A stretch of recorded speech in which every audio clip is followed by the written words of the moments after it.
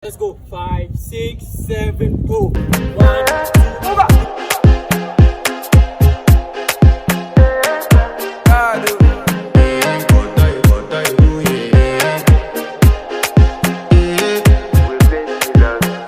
I want to flex my love, I want to impress, and I want to carry my love